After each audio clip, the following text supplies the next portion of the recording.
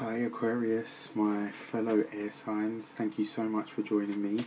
This is your weekly reading for the 4th to the 11th of September. So as you know, Mercury will be going direct on around the 5th or the 6th of this month, depending on where you are in the world.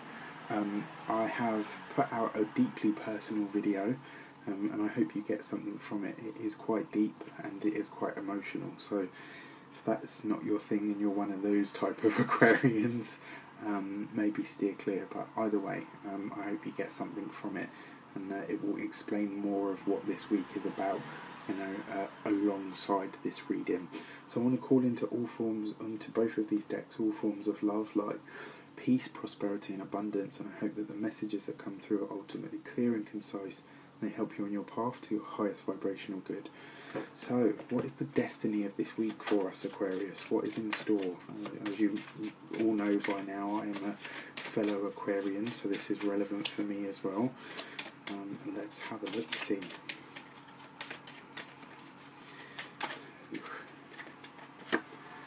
So, Judgment. This is really, really interesting. So, the Judgment card talks about a blast from the past.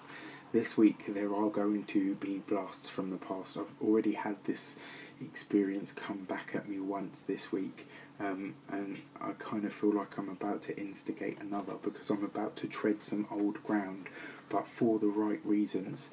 The Judgment card also represents, it talks about the things that we thought were done, the things that we thought we were over, the things that we thought we'd laid to rest. And I talk very much about this in the Mercury video, so check it out. This is, at the moment, certainly for the next 3 days, we're being asked to really look at what it is that we think and what it is that we feel and why we feel that stuff.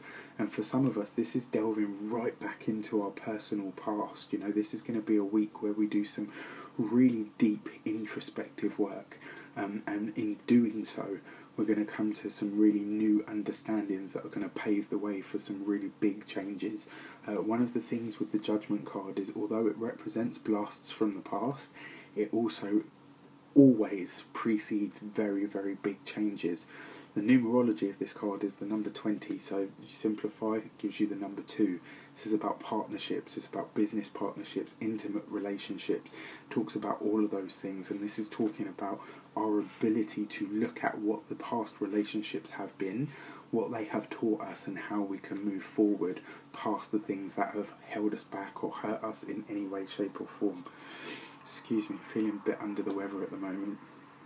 Okay, yes, and on top of that, this talks about your personal past, it talks about your lineage, because this card actually talks about the sleepers, but it also talks about the ancestors. This is tapping into your personal, very, very deep, family-orientated past, and some of the ideas and the ways that we are shaped and honed by life, and how we look at life through the conditions that have been worked into us by our own family, etc. So this will be a week where we have deep introspection, big changes on the horizon, and I felt this coming probably about 3 days ago.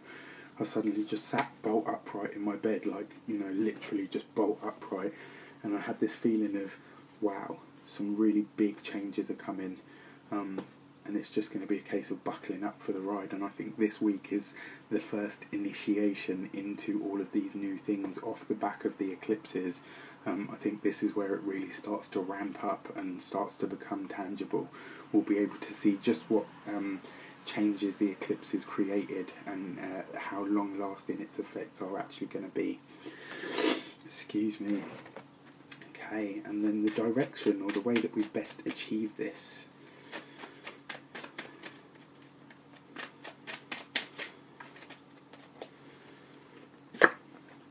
The King of Cups. So, who is the King of Cups? This is a Pisces, a Scorpio, or a Cancerian male.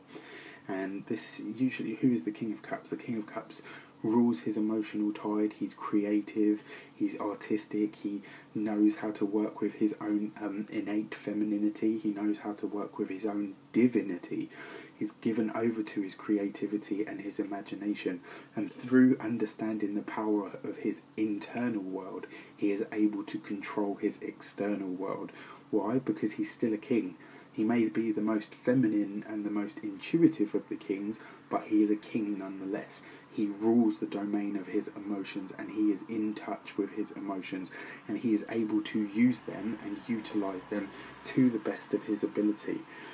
Now, the interesting thing is, for me personally, because my dad is a water sign, I would say that this represents my father, and it probably would be about conversations that I'm about to have with him, and him coming into the fold. It could also, because the court cards often represent archetypes of ourselves, and when that happens, this is talking about